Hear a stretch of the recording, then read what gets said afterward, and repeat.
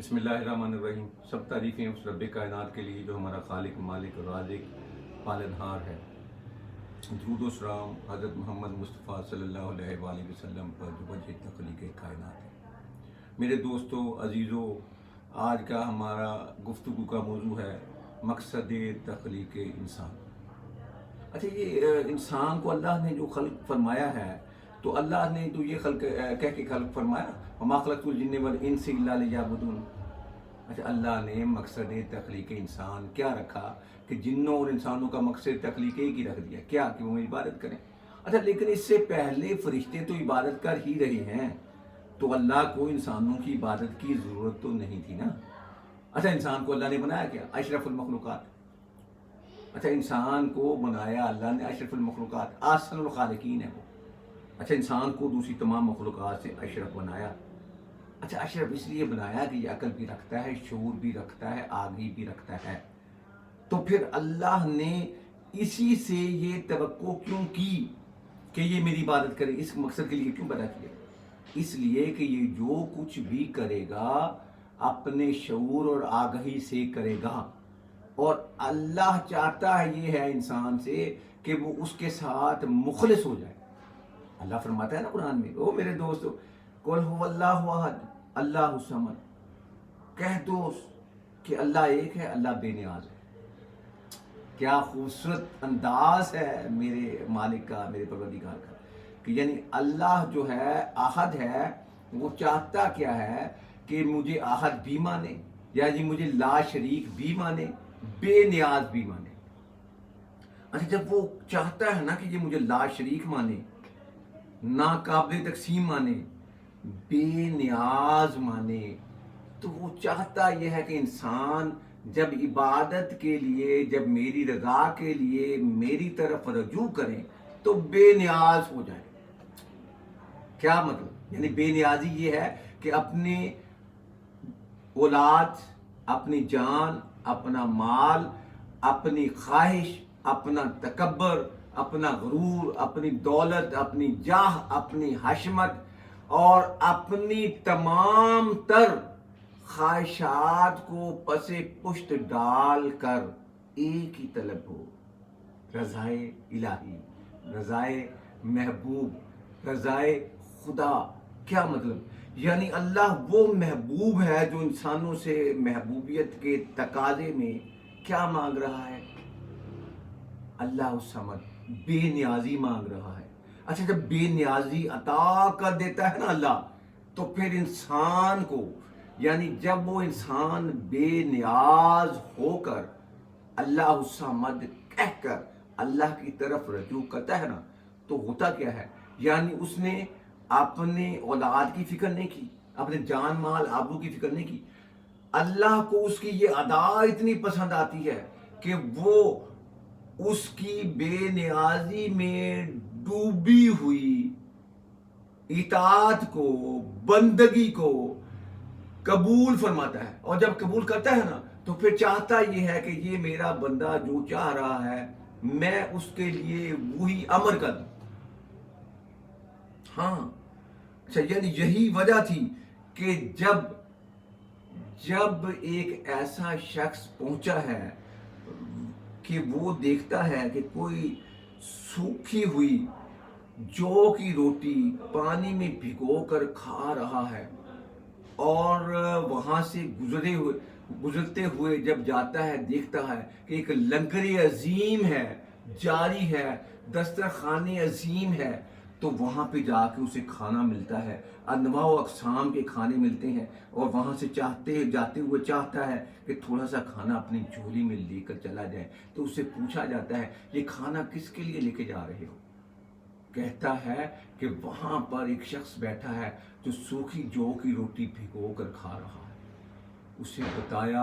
उसे क्या बताया कि भाई वो मेरा बाबा अली है और उसी का ये दस्तरखान है। यही तो बेनियाजी है ना, कि बहुत बड़ा दस्तरखान इंसानियत के लिए वक्फ करने वाले सूखी रोटी जौ की भिगो कर खाए, तो उसी वक्त तो पता चलता है ना कि बेनियाजी की हद क्या है। اور اسی کو امام المتقین کہتے ہیں۔ اچھا، بے نیازی میں جب انسان اللہ کی قربت کا طلبگار ہو جاتا ہے، جب انسان اللہ کے قریب ہونے کا عہد کر لیتا ہے، تو ہوتا کیا ہے کہ نماز جو انسان عبادت سمجھ کر پڑھ رہا ہے، لیکن نماز یہ سوچ کر بھی پڑھتا ہے کہ میں نمازی رہوں دنیا کی نظر میں، روزہ یہ کہہ کے بھی رکھتا ہے کہ میں دنیا کی نظر میں روزہ دار رہوں، حج یہ کہہ کر بھی کرتا ہے کہ میں دنیا کی نظر میں حاجی رہوں، زکوٰۃ یہ کہہ کر دیتا ہے کہ دنیا مجھے زکوٰۃ دینے والا سمجھے، فوٹو سیشن کروانا نہیں بھولتا۔ ہاں، اور ہم اسی اللہ کی طرف رجوع کرنے والے ہیں بے نیازی کے ساتھ۔ کیسے کہ جب ہم نماز پڑھیں تو نمازی کہلوانے کا ہمارے دل میں خواہش نہ رہے کہ ہمارے ماتھے پہ محراب بنا ہوگا، یعنی ہم اللہ کی رضا کے لیے کیے جانے والے کسی کام کو اپنی رضا سمجھ کر نہ کریں، رضا الہی مقصود رہے، خواہش مقصود نہ رہے۔ یہ خواہش کا پیدا ہو جانا کہ میں بڑا تہجد گزار ہوں، یہ بھی امر الہی کے خلاف ہے اور یہ بھی اللہ کو ناپسند ہے۔ گویا اللہ رضا الہی کے تحت انسان سے چاہتا یہ ہے کہ وہ میری طلب میں اس حد تک میری عبادت میں مستغرق ہو جائے کہ وہ دنیا و مافیہ کی ہر شے سے بے خبر ہو جائے، نہ اور پھر کیفیت یہ رہے کہ نہ بندہ رہا نہ بندہ نواز، کہ میں نہ رہا تو نہ رہا، یعنی بے خودی میں چلا جائے۔ یعنی اللہ چاہتا یہ ہے کہ عبادت اس طرح ہو کہ انسان خودی کے محور سے نکل کر، خودی کے گرداب کے سے بھنور سے نکل کر بے خودی پہ چلا جائے، اور انسان یہ اطاعت الہی میں اس انداز میں داخل ہو جائے کہ جیسے حدیث قدسی میں میرا اللہ فرماتا ہے کہ اے بندے تو میری اطاعت کر، میں تجھے اپنا جیسا بنا دوں گا۔ ہاں، یہ خواہشات نے، یہ تکبر نے، یہ غرور نے، یہ نفس کی طلب نے یہ انسان کو جکڑ رکھا ہے۔ وہ عبادت بھی کرتا ہے، رضا الہی کا طلبگار بھی ہوتا ہے، لیکن روح عبادت کے حصول کا طلبگار نہیں ہوتا۔ وہ انسان خواہشان نفس کے تحت مقدم رکھتا ہے اپنی ذات کو، اور جب تک اپنی ذات کے محور میں گم رہتا ہے وہ قرب الہی سے فیض یاب نہیں ہو سکتا۔ قرب الہی کا منبع و محور و مرکز کیا ہے؟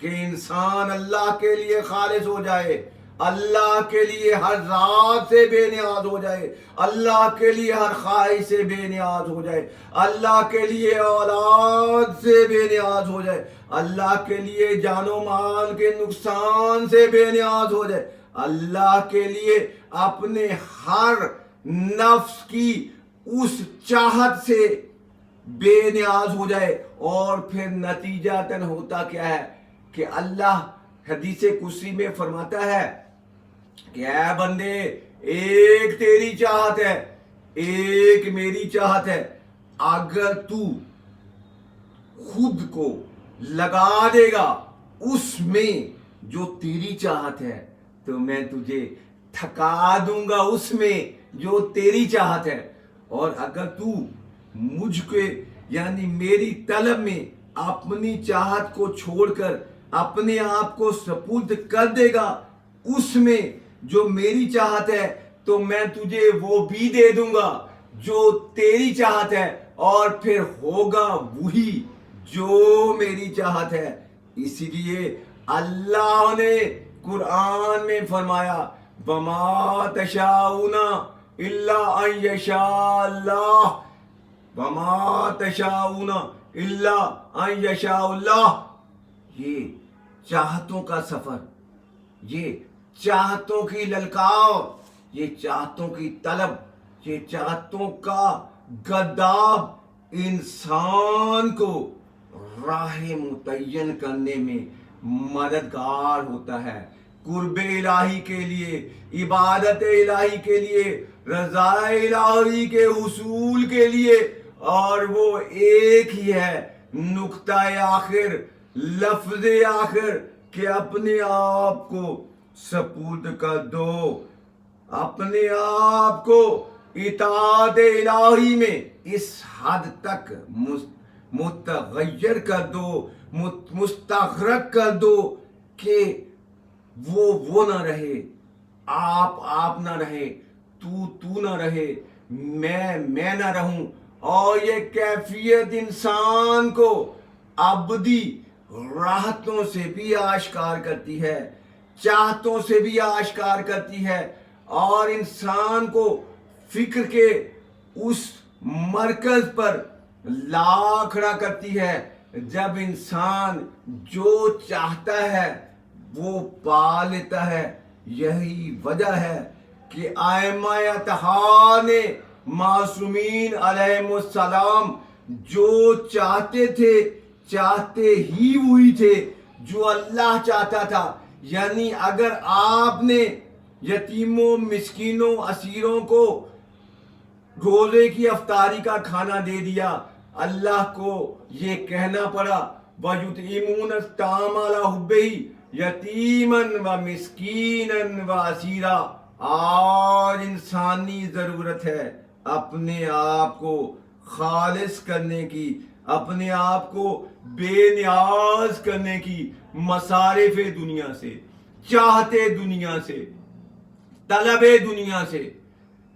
नतीजतन अल्लाह का खजाना गैब, अल्लाह की खजाना गैब में छुपी हुई वो तमाम की तमाम दौलत इल्म, दौलत रहमत, दौलत बरकत, दौलत अता, दौलत करम मुंतज़िर है उन इंसानों के लिए जो अल्लाह की रज़ा के लिए अपनी रज़ाओं को कुर्बान कर देते हैं और लम्हाए हयात को महवे इलाही में इस हद तक गुम कर देते हैं कि लम्हा नहीं रहता जब तक वो जिक्र इलाही की अथाह गहराइयों से रूह इंसानी को मुनव्वर न कर दे।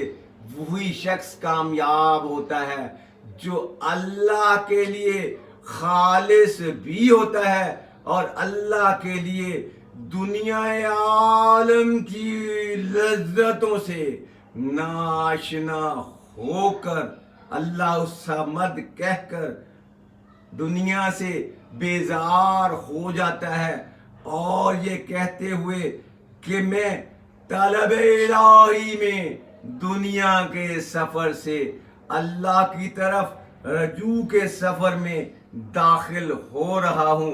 फिर अल्लाह उसे बेनियाज कर देता है और यही उसका, इंसान का कामयाब मकसद हयात होता है कि अल्लाह को पा लेना, कुर्ब इलाही को हासिल कर लेना।